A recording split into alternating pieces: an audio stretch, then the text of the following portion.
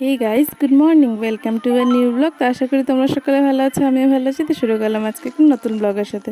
তো সকালে ঘুম থেকে করে তোমার পুজো টুজো দেওয়া কমপ্লিট হয়ে গেছে, এসেছিলো। তারপরে এসেছিলো হলো একটি পার্সেল। তো পার্সেলটা ওপেন করে দেখলাম, তো আমার সেলাই জিনিস কিছু অর্ডার দিয়েছিলাম। তো আরেকটা লেট ছিল, তো ওটা এখন আসার বাকি আছে। আর এগুলো চলে এসেছে। তো এগুলো কাস্টমারের জন্য অনেক দরকার হয়, তো বাজারে বারবার যেতে পারি না। তো অনেকটা ভালো হয়েছে আসার পরে। তো এখানে বানিয়ে নিচ্ছি চা। যেহেতু আমি আমার বর আর ছেলে যাবো লামডিংয়ে, তো সকালবেলায় রাত্রেবেলা বর বলেছিল ব্যাগ গুছিয়ে রাখতে। তো আমি রাত্রে আর গুছোইনি, কিছুটা সেলাই ছিল আর শরীরটা অনেক ভালো লাগছিল না, মাথা ঘোরাচ্ছিলো, তাই শুয়েছিলাম। তো এখন তো ব্যাগটা গুছাতে হবে, তার জন্য ফটাফট করে চা আর ম্যাগি বানিয়ে নিলাম। সকালবেলা স্নান করে ঠাকুরটা দিয়ে দিলাম। তো ঠাকুর দিয়ে দিলাম, অনেকটা কাজ এগিয়ে যায়। তো সকালবেলা আজকে ঘুম থেকে উঠে একটু লেট হয়েছিল, যেহেতু রাত্রে শরীরটা ভালো লাগছিল না। তো রাত্রেবেলা ঘুমোতে অনেকটা দেরি হয়েছিল, প্রায় 2টা 2:30 বেজে গেছিলো। আমার প্রায় সময় এখন এরকমই হচ্ছে, ঘুমটা হচ্ছে না, জানি না কেন বা। তো এখানে বয়েল ম্যাগি করেছিলাম, গরমের কারণে ভাজা ম্যাগি ভালো লাগে না খেতে। আর অল্প উপর দিয়ে ডিম দিয়েছিলাম। তো ডিম ছাড়া আমার ছেলেও খেতে চায় না, বড় ভালোবাসে না, তার জন্য বিশেষ করে ডিম ডিম ভাজা করে উপরে দিয়ে দিয়েছিলাম। আর চা বানিয়ে নিয়েছি, তো ছেলের জন্য বানিয়েছিল হরলিক্স। তো সেটাই খেয়ে নেব, খেয়ে তারপর চলে যাব। তো খেয়ে আমি দিয়ে ব্যাগ গুছিয়ে রেডি হয়ে বেরিয়ে পড়লাম। তো বর এই দোকানটা থেকে পপ পপ কিনে নেবে। আর হলো এই দোকানটার মধ্যে এত ভ্যারাইটিস আইটেম পাওয়া যায়, আমি তো এর আগে দেখিনি, যেহেতু আমি ঘর থেকে এত একটা বের হই না, বডি যা লাগে ওই এনে দেয়। তো তার জন্য আজকে দেখলাম, দেখে অনেক ভালো লাগছিলো। তো আমি বলেছিলাম তো এখান থেকে তো জিনিস নিতে পারো ঘরের জন্য। তো বলে আমি সবসময় এখান থেকেই নিয়ে যাই। তো অনেক রকমেরও পপ নিয়ে যায়, যেগুলো ও এখান থেকেই নিয়ে যায়। আর অনেক রকম ভ্যারাইটিস খাবার ছিল এখানে, তো অনেক ভালো লাগছিলো দেখতে। তো ওইদিকে পপ টপ নিয়ে আমরা রওনা দিয়ে পড়লাম লামডিংয়ের উদ্দেশ্যে। আর আজকের রৌদ্রের পরিমাণটা অনেকটা, আর যেহেতু আমরা 12টা 12:30টার সময় বের হয়েছিলাম, তো তখন তো রৌদ্রটা অনেকটা থাকে। আর বিকেলবেলা গেলে না অনেকটা লেট হয়ে যায়। আর বৃষ্টি বৃষ্টি ভাব করছিল, যদিও বা বৃষ্টি পড়ে, কিন্তু রৌদ্রও ছিল, তার জন্য আরও বের হয়ে গেছিলাম। তো ওইখান থেকে বেরোনোর সময় একটু গুড়ি গুড়ি পড়ছিল, পড়েনি, অনেকটা ফাটিয়ে রৌদ্র। আর ছেলের তো এদিকে স্কুটিতে উঠে ওর একটার পর একটা বায়না, ওর এটা লাগে ওর সেটা লাগে। তো ওর আইসক্রিম লাগে, তো এখানে নেমে দেখেছিলাম, কিন্তু এখানে আইসক্রিম একটা দোকানেও নেই। তারপর ওকে বলেছিলাম চিপস কেনার জন্য, চিপস লাগবে না। তারপরে যে দোকান পের হয়ে চলে গেলাম, তো এখানে তো আশেপাশে কোনো দোকান নেই, তখন ও মনে করেছে যে আইসক্রিম খাবে। তো ওকে বলা হয়েছে যে রামনিংয়ে গিয়ে তারপর আইসক্রিম কিনে দেওয়া হবে। তো ওকে গাড়ির মধ্যে কান্নাকাটি শুরু করে দিয়েছে। তো এরকম করেই তো চলে গেলাম। তো বর বলছিল তোমরা আসার সময় আর আমার সাথে আসবে না, কারণ ছেলে কান্নাকাটি করলে হিললে স্কুটিটা চলাতে প্রবলেম হয়। তো কথা বলতে বলতে আমরা চলে গেলাম শ্বশুরবাড়িতে। তো যাওয়ার পরে তো ছেলে দিকে ওর খেলনা ছিটিয়ে পুরো বসে পড়েছে। আর যাওয়ার পথে আজকে না এই আচারগুলো অনেকদিন পরে পেলাম, তার জন্য নিয়ে নিলাম, সবাই মিলে খেলাম। তো শাশুড়ি মা আসার সময় এনেছিল কোল্ড ড্রিঙ্ক।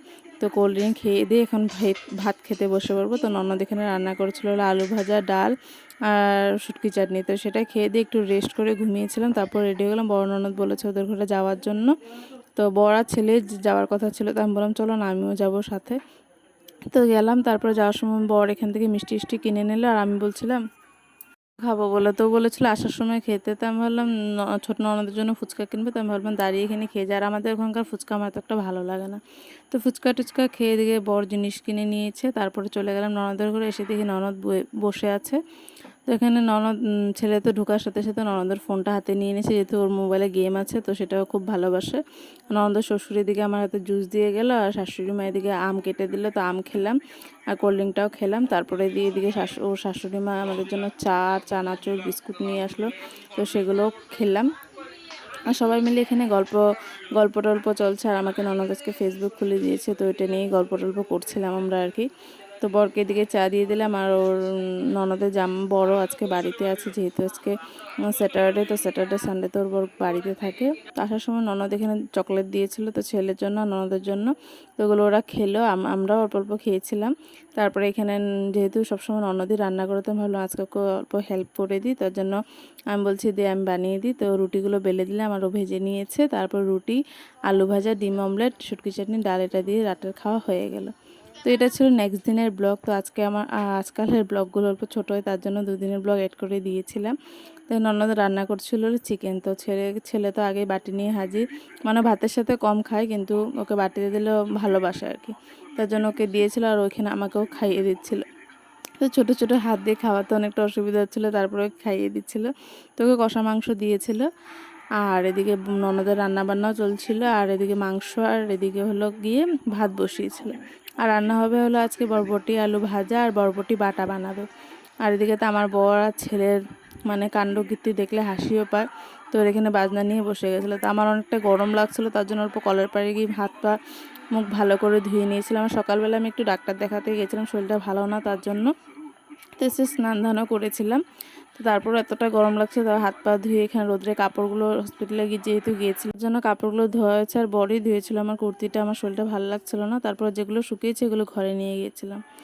তারপর শাশুড়িমা বলছিল আছে কাঁঠাল বিচি বাটা বানানোর জন্য, তো আমি কাঁঠাল বিচি বাটা বানিয়েছি শাশুড়িমার জন্য, আর বানিয়েছি চাটনি, যেহেতু শাশুড়িমা খুব খেতে ভালোবাসে। এদিকে বেগুন ভাজা শুটকি তরকারি বানানো হয়েছিল।